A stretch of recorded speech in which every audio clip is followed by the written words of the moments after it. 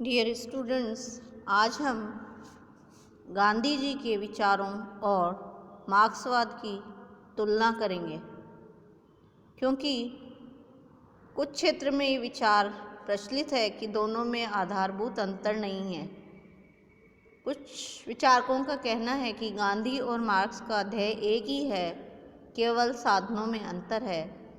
इसी आधार पर कई बार यह भी कहा जाता है कि गांधी जी हिंसा को निकालकर साम्यवादी थे, यानी गांधी दर्शन और मार्क्सवाद दोनों विचारधाराओं में निम्न कुछ समानताएं पाई जाती हैं, जैसे सामाजिक अन्याय का विरोध। दोनों विचारधाराओं ने सामाजिक अन्याय को असहनीय बताया है और दोनों ही विचारधाराएं वर्तमान समय की आर्थिक, सामाजिक और राजनीतिक व्यवस्था से संतुष्ट हैं और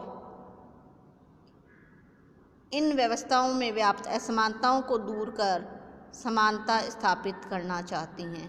यानी दोनों का लक्ष्य सामाजिक अन्याय का विरोध, जो भी असमानताएं हैं व्यवस्थाओं में, आर्थिक असमानताएं, उनको दूर करके समानता स्थापित करना चाहते हैं।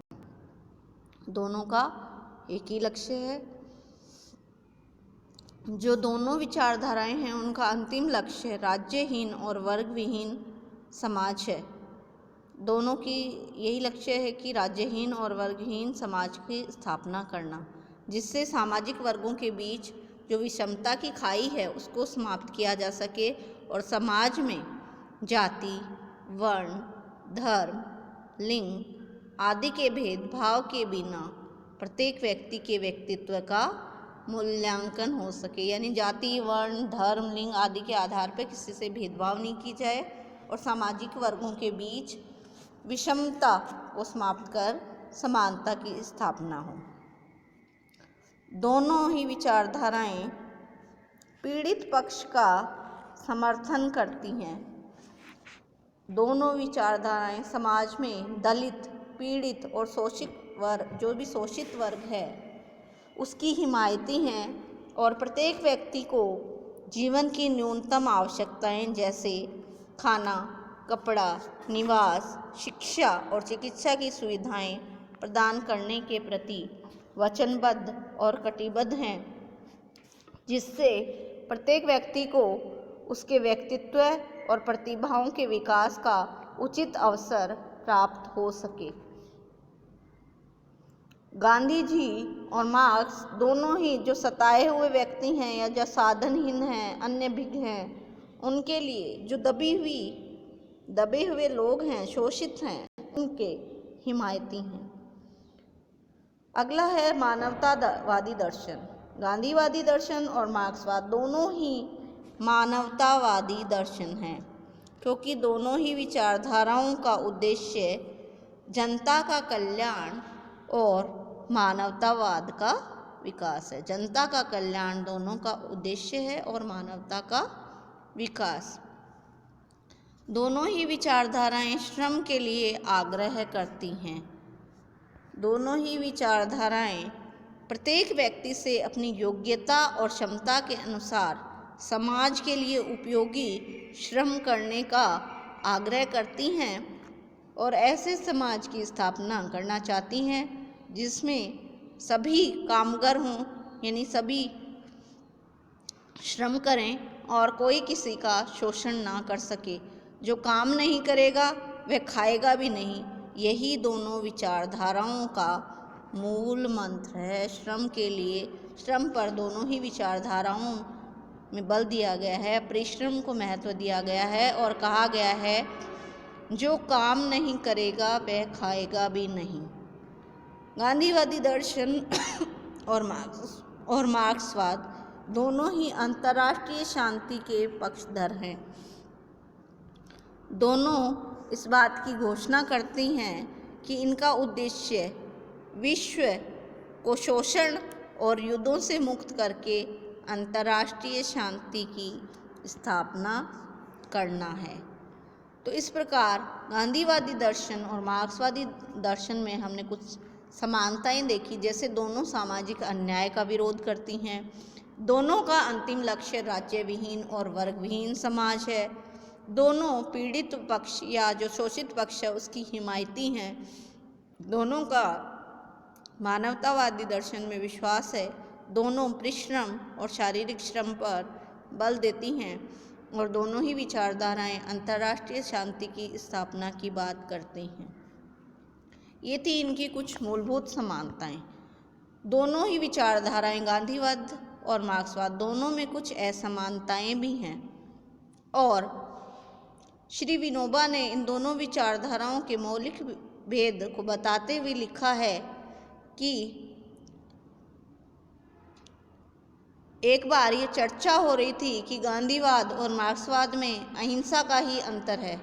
मैंने कहा कि दो व्यक्ति नाक, कान, आँख की दृष्टि से बिल्कुल एक से थे और इतने मिलते जुलते थे कि राजनीतिक छल के लिए एक की जगह दूसरे को बिठाया जा सकता था। फर्क केवल इतना ही था कि एक की नाक से सांस चल रही थी और दूसरे की सांस बंद हो गई थी। परिणाम यह हुआ कि एक के लिए भोजन की तैयारी हो रही थी और दूसरे के लिए शव यात्रा की। तो इस प्रकार इन दोनों विचारधाराओं में बहुत अधिक अंतर है। ऊपर से देखने पर ये समान लगती हैं। इन दोनों विचारधाराओं में दार्शनिक आधार की दृष्टि से भेद है। मार्क्सवाद जो है वो भौतिकवादी है। मार्क्सवाद क्या है? भौतिकवादी, भौतिकवाद में विश्वास, और गांधीवाद एक नैतिक सिद्धांत है। मार्क्सवाद भोग का रास्ता अपनाता है और गांधीवाद संयम और अपरिग्रह का। मार्क्सवाद भोग और प्रचुरता का दर्शन और गांधीवाद संयम और अपरिग्रह का दर्शन है, जिसमें संचय के लिए कोई स्थान नहीं है। दोनों विचारधाराओं में साधन और साध्य के संबंध के आधार पर भी अंतर है। गांधी जी साधन और साध्य दोनों की पवित्रता को आवश्यक मानते थे और दोनों को अन्योनाश्रित बताते थे, यानी दोनों एक दूसरे पर डिपेंड हैं। गांधी जी के अनुसार साधन और साध्य एक ही सिक्के के दो पक्ष हैं और उनके बीच बीज और वृक्ष का संबंध है कि यदि अच्छा बीज होगा तो अच्छा वृक्ष बनेगा। इसलिए गांधी जी श्रेष्ठ साध्य के साथ साथ साधनों की पवित्रता पर भी बल देते थे, जबकि मार्क्सवाद श्रेष्ठ लक्ष्य में तो विश्वास करता है, लेकिन वो इस बात को आवश्यक नहीं मानता कि लक्ष्य की प्राप्ति के लिए साधन भी उतने ही पवित्र होने चाहिए जितना कि साध्य है। यानी मार्क्सवाद केवल श्रेष्ठ लक्ष्य या श्रेष्ठ साध्य में विश्वास करता है, श्रेष्ठ साधनों पर उतना बल उसका नहीं है। मार्क्सवाद का मानना है कि श्रेष्ठ लक्ष्य की प्राप्ति के लिए किसी भी प्रकार के साधन अपनाए जा सकते हैं, वो चाहे नैतिक हों चाहे अनैतिक। नैतिक मापदंड के आधार पर विचार करने की कोई आवश्यकता नहीं है, जबकि गांधी जी साध्य और साधन दोनों की पवित्रता पर बल देते हैं। दोनों में पद्धति का भी भेद है। गांधीवाद और मार्क्सवाद में जो सर्वाधिक महत्वपूर्ण भेद है वो पद्धति का है। मार्क्सवाद अपने वांछित लक्ष्य की प्राप्ति के लिए हिंसा के प्रयोग को अत्यंत आवश्यक मानता है, जबकि गांधी जी इसके विपरीत हैं। गांधी जी या गांधीवाद का न केवल प्रथम बल्कि अंतिम आधार भी अहिंसा ही है। तो मार्क्सवाद हिंसा को सपोर्ट करता है, जबकि गांधी जी अहिंसा को ही अंतिम क्षणों तक सपोर्ट करते हैं। गांधी जी हिंसा के इतने अधिक विरोधी थे कि गांधी जी ने एक जगह लिखा भी है कि यदि भारत हिंसा को अपना लेता है तो भारत में रहने की इच्छा नहीं करूँगा मैं। तो इस प्रकार इनमें पद्धति का महत्वपूर्ण भेद है। हिंसा और अहिंसा के आधार पर इनमें महत्वपूर्ण भेद है। इसके अतिरिक्त ईश्वर और धर्म के संबंध में भी मार्क्सवाद और गांधीवाद में महत्वपूर्ण अंतर है। मार्क्सवाद है वो ईश्वर के अस्तित्व में विश्वास नहीं करता। और धर्म को क्या कहते हैं मार्क्स? ढोंग या अफीम। मार्क्सवाद धर्म को क्या कहता है? ढोंग या अफीम।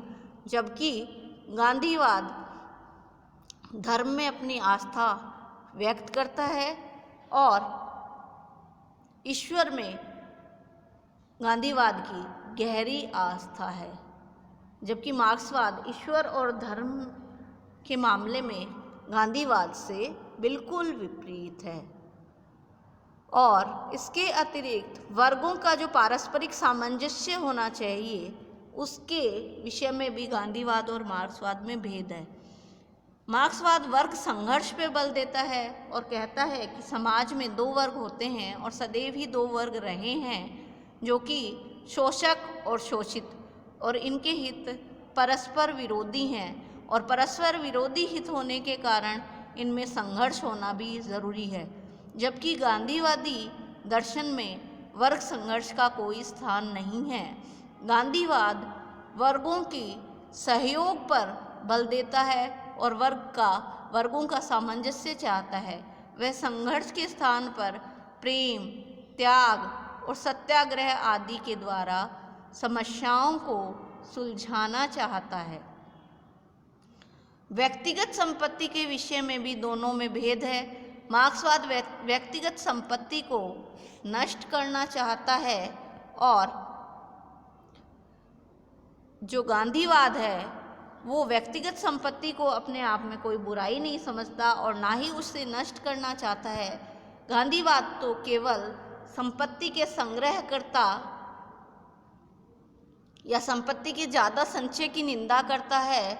वह संपत्ति के संग्रहकर्ता को उसका स्वामी नहीं बल्कि उसका प्रन्यासी यानी ट्रस्टी या दूसरे शब्दों में कहें संरक्षक बनाकर रखना चाहता है उसको, और वो प्रन्यासी अपनी आवश्यकताओं को पूरा करने के बाद शेष समस्त संपत्ति का प्रयोग सार्वजनिक कल्याण के लिए करेगा। ऐसा विचार है गांधीवादी दर्शन का। लोकतंत्र के संबंध में भी दोनों विचारधाराओं में भेद है। गांधीवाद लोकतंत्र का समर्थक है और गांधी जी के अनुसार व्यक्ति के व्यक्तित्व के विकास के लिए लोकतंत्रात्मक पद्धति उपयुक्त है, लेकिन मार्क्सवाद लोकतंत्र में विश्वास नहीं करता। वह लोकतंत्र की निंदा करता है, उसे निरर्थक बताता है और लोकतंत्र को पूंजीपतियों का एक मजाक कहकर पुकारता है। तो लोकतंत्र के समर्थन को लेकर भी गांधीवाद और मार्क्सवाद दोनों एक दूसरे के विपरीत हैं। मानव की स्थिति के संबंध में भी दोनों में भेद है। गांधी जी के लिए तो मानव सर्वप्रथम है और मानवता ही सर्वोच्च विचारधारा है। गांधी जी का जो राजनीतिक दर्शन है उसकी जो सौर प्रणाली में जो प्रमुख केंद्र है वो मानव सूर्य है, जबकि मार्क्स के दर्शन में मानव की नितांत अवहेलना की गई है। इसके अतिरिक्त केंद्रीकरण और विकेंद्रीकरण को लेकर भी दोनों में भेद है। मार्क्सवाद औद्योगिकीकरण में विश्वास करता है और विशाल उद्योगों की स्थापना के साथ साथ उत्पादन बढ़ाने के लिए उद्योगों का अधिकाधिक मशीनीकरण करना चाहता है, जबकि गांधीवाद वर्तमान उत्पादन व्यवस्था को दोषपूर्ण मानता है और तीव्र औद्योगिकीकरण के स्थान पर कुटीर उद्योगों की स्थापना पर बल देता है, उनको प्रोत्साहन देने पे बल देता है। उनका मानना है, गांधी जी का मानना है कि बड़ी बड़ी मशीनें और कारखाने ही वर्तमान सामाजिक व्यवस्था की अधिकांश बुराइयों के लिए दोषी हैं। इस प्रकार गांधी जी सहकारी ढंग पर आधारित कुटीर उद्योग धंधों पर बल देते हैं। वास्तव में ऊपरी तौर पे देखा जाए तो दोनों विचारधाराओं गांधीवाद और मार्क्सवाद में कुछ समानताएं हैं, लेकिन इनके बीच कुछ ऊपरी समानताओं के होते हुए भी दोनों पर अनेक महत्वपूर्ण प्रश्नों पर दोनों में अंतर हैं, मतभेद हैं। दोनों को ऊपरी तौर पे समानताएं उनमें देखी जा सकती हैं, लेकिन दोनों परस्पर विरोधी विचारधाराएं हैं। दोनों विचारधाराओं के बीच जो समानताएं हैं उसकी बजाय उनके बीच जो असमानताएं हैं वो ज़्यादा महत्वपूर्ण हैं। समानताएं जो हमें दिखाई दे रही हैं वो तो सतही हैं और असमानताएं जो हैं वो वास्तविक हैं। दोनों दर्शन एक दूसरे के विपरीत हैं। इनकी असमानताएं हैं वो ज़्यादा महत्वपूर्ण हैं, समानताएं केवल सतही हैं। और गांधीवादी दर्शन मानवतावादी दर्शन है। धन्यवाद।